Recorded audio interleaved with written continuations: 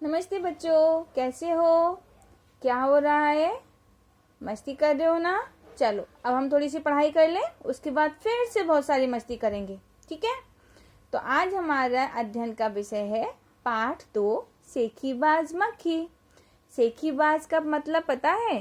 नहीं तो मैं बताती हूँ। सेखीबाज मतलब अपनी प्रशंसा करने वाला, ऐसा व्यक्ति जो अपनी खुद प्रशंसा करता है, अपनी तारीफ खुद करता है कि मैं ऐसा हूँ, मैं वैसा हूँ, मैं ये भी कर सकता हूँ, मैं वो भी कर सकता हूँ। ठीक है? इस कहानी को लिखने वाले हैं योगेश जोशी। चलो अब हम ये कहानी शुरू करें। मैं इसको संक्षिप्त यानी कि छोटे रूप में आपको सुनाऊंगी और आप इस कहानी को ध्यान से सुनना। ठीक है?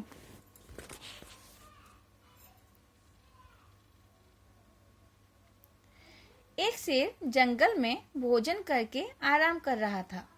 इतने में वहां एक मक्खी आ गई। मक्खी शेर के कान के पास भिन भिन भिन करने लगी और सोते हुए शेर को परेशान करने लगी। शेर अपने पंजे से मक्खी को हटाने लगा, लेकिन वह बार बार उसके कान पर भिन भिन भिन करना शुरू कर देती थी। शेर गुस्से से दहाड़ा, वाह! अरे दूर हट मक्खी, वरना मैं तुझे मार डालूंगा। तो मक्खी ने कहा, छी छी, जंगल के राजा के मुंह से ऐसी भाषा शोभा नहीं देती।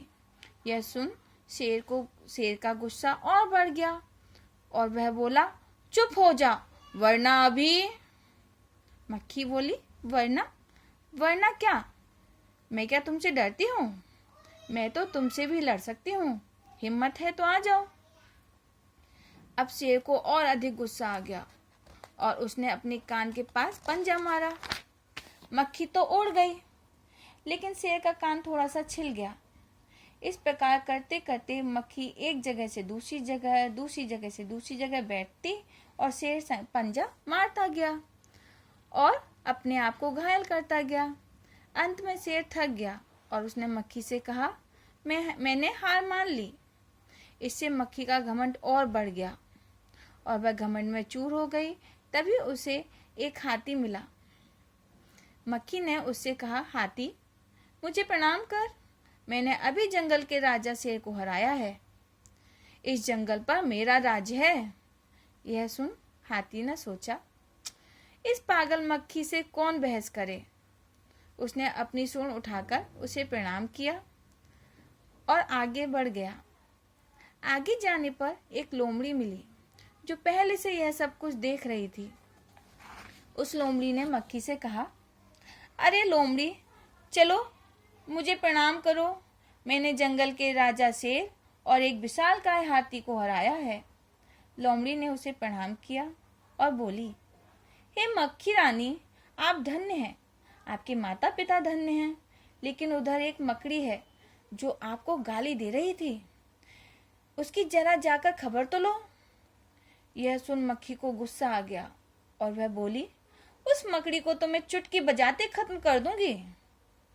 यह कहते ही वह मकड़ी की तरफ झपटी और उसके जाल में फंस गई। उसने निकलने की बहुत कोशिश की, पर अंत में वह थक गई। लोमड़ी मुस्कुराते हुए वहां से चली गई। हमारी कहानी यहीं समाप्त होती है। बच्चों, इस कहानी से हमें क्या शिक्षा मिली? इस कहानी से हमें यह शिक्षा मिली कि हमें कभी घमंड नहीं करना चाहिए, हमें दूसरों को कभी परेशान नहीं करना चाहिए। ठीक है बच्चों? तो अब मैं इस कहानी से संबंधित एक अभ्यास पत्रिका दूंगी जो आपको स्वयं करनी है, और जो भी परेशानी आए वो आप मुझसे बाद में डिस्कस कर सकते हो, आप मुझे बता सकते हो। ठीक है? नमस्ते बच्चों।